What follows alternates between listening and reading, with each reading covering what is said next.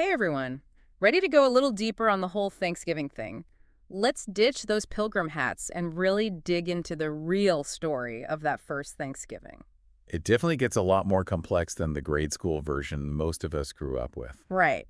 And for this deep dive, we're going to be looking at a really interesting YouTube video. From Uncivil History, it's called The First Thanksgiving, What Really Happened. Awesome. So before we get to the Mayflower and all that, can you kind of set the scene for us? What was going on in southern New England? The video calls it the Dawn Land before the Pilgrims arrive. Okay, so picture this.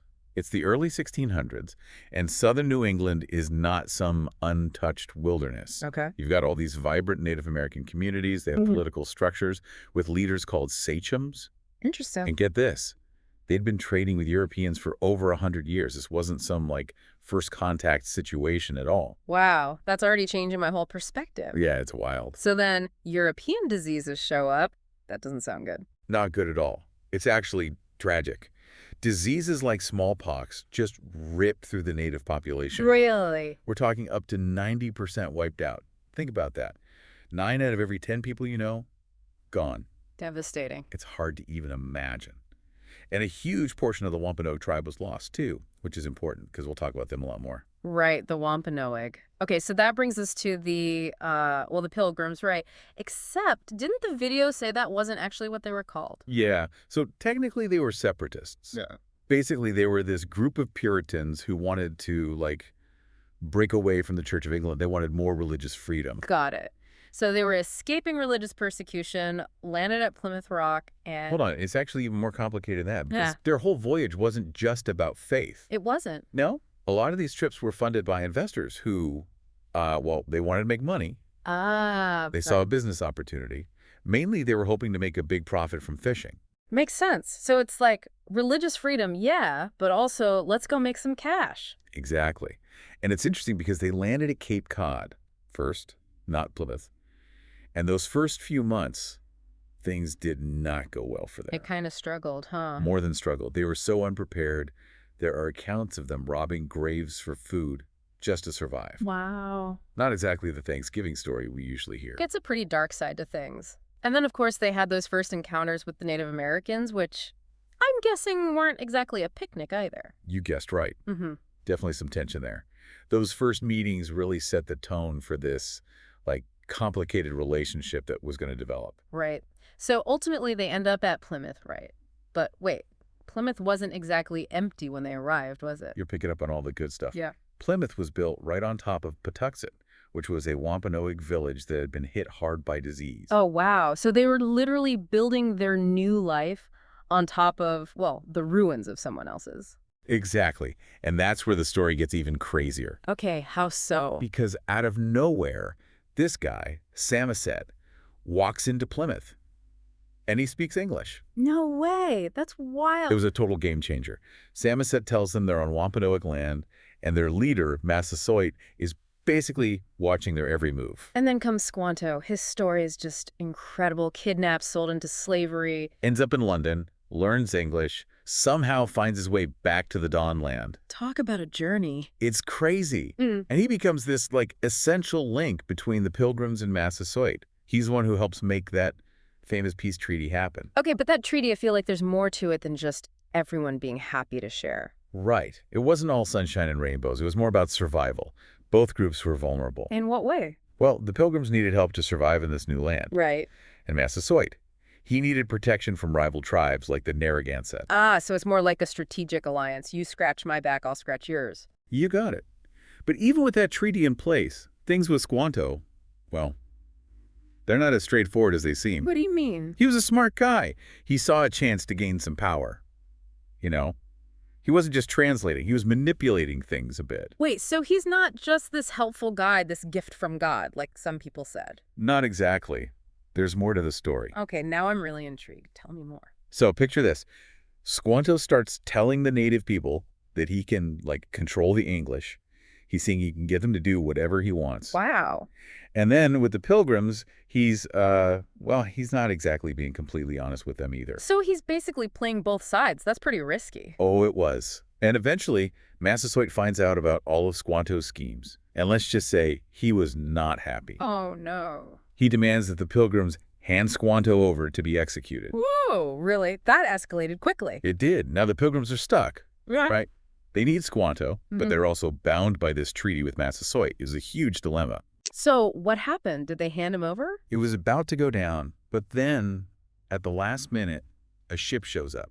A ship? What kind of ship? It was carrying more English settlers and all the commotion it caused. It was enough of a distraction for Squanto to escape execution. He got lucky, for sure. Wow. Talk about a close call, but all these new settlers arriving, I can't imagine that helped the already delicate situation, right? You're right on the money. In fact, things got a whole lot worse because these new settlers, they weren't as diplomatic as that first group of Pilgrims. They started causing trouble with another tribe, the Massasoit. So even with the treaty, there were already all these cracks starting to show. Yeah, the peace was already super fragile. More Europeans meant more pressure on the land, more arguments over resources, more cultural clashes. It was a recipe for disaster. And it's right in the middle of all this tension that they have that first Thanksgiving feast. It's kind of strange when you think about it. It really is. And here's another thing. Thanksgiving, the way the Pilgrims thought about it, wasn't actually about feasting at all. Wait, what? It was more about fasting and prayer, a very religious, very solemn occasion. So all that stuff about the big meal and celebrating the harvest together, that wasn't even really Thanksgiving. And not in the way they understood it, no. It was more like a harvest feast. A time to celebrate, yeah, but it didn't have the same kind of religious weight. Wow, it's amazing how much the story has been, like, simplified over time. It really is. Yeah. The reality was way more nuanced and way more complicated. And that feast, even though it seemed like a moment of unity, it was really just this tiny blip in a much bigger story. Yeah, a story filled with all this cultural clashing and tension building up underneath the surface. Exactly. And that tension, it's only going to get worse. So what happens next? How does all this play out? Well, that's a story for part 2 of our deep dive. All right, so we left off with this kind of shaky piece after the first Thanksgiving. But we know things didn't exactly stay peaceful for long. What were some of the things that started to, like, cause problems with that treaty? Well, we got to remember, that treaty was mainly about protecting each other from outsiders. Oh, Not really about being best friends or anything. It didn't magically erase all those huge cultural differences. And it definitely didn't fix the fact that both groups were competing for the same land and resources. yeah, that makes sense. And as more and more English settlers arrived, those problems probably just got worse, right? You got it. It was like adding fuel to the fire. More Europeans meant more pressure on everything. The land, the food, the water, and a whole bunch of cultural misunderstandings on top of it all. It seems like it was only a matter of time before things boiled over, treaty or no treaty. It's hard to say for sure, but those seeds of conflict were definitely there from the beginning. The Pilgrims, even though they needed the Wampanoag to survive, they still kind of thought they were better than them. You mean because of their religion? Exactly. The whole Yeah. Puritan thing. They saw Native Americans as, like, savages who needed to be converted to Christianity. And some of them even believed that Native Americans should be, removed from the picture entirely. That's pretty harsh. It's a product of their time, unfortunately. Yeah. And it had some really terrible consequences. That belief system, in their minds, it justified taking native lands and destroying native cultures. So this first Thanksgiving, the supposed symbol of harmony and unity, was actually happening in the middle of all this intolerance and prejudice. It's kind of mind-blowing when you think about it. I know, right? On one hand, you've got this image of everyone coming together, sharing a meal, celebrating the harvest. But underneath all that, there were these deeply ingrained prejudices and this massive power imbalance that was just waiting to explode. And Squanto, with all his manipulations, he probably didn't help smooth things over, did he? Oh, he definitely added to the drama. Trying to play both sides like that, it created so much distrust and suspicion, it made it almost impossible to build any real bridges between the two groups. So this already fragile peace was getting even more fragile. What happened next? Sadly, things took a pretty dark turn. As more settlers arrived, the demand for land kept growing, and the conflicts just kept getting worse. And even though they still had that treaty with Massasoit, other Puritan groups weren't really interested in keeping the peace. Wait, so there were different groups of English settlers? I thought it was just the Pilgrims. Not quite. There were other Puritan groups, and they had different ideas about how to deal with the Native Americans.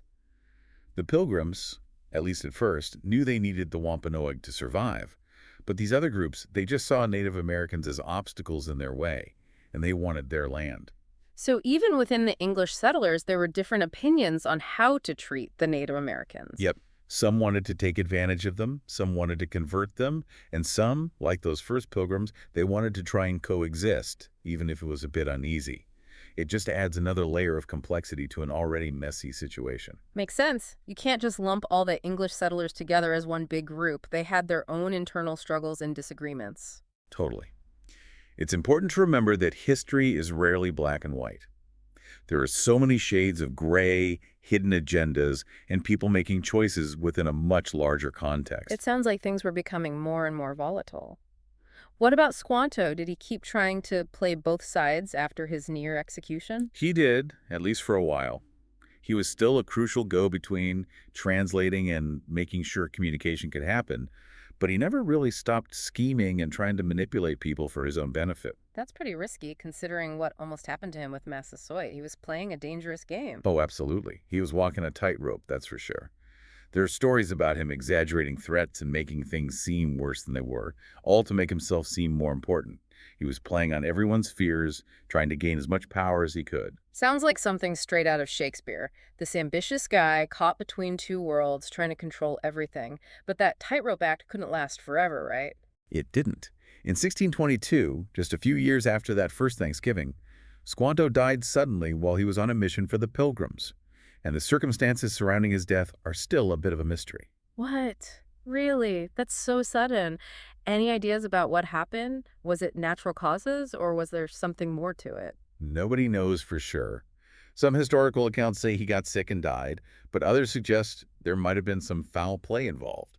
It's one of those historical enigmas that people are still debating today. So Squanto, this complex and controversial character, exits the stage in a cloud of mystery. What an ending. Yeah, it's pretty dramatic. And his death marked a real turning point in the story. He was, for all his faults, a unique connection between the English and the Wampanoag.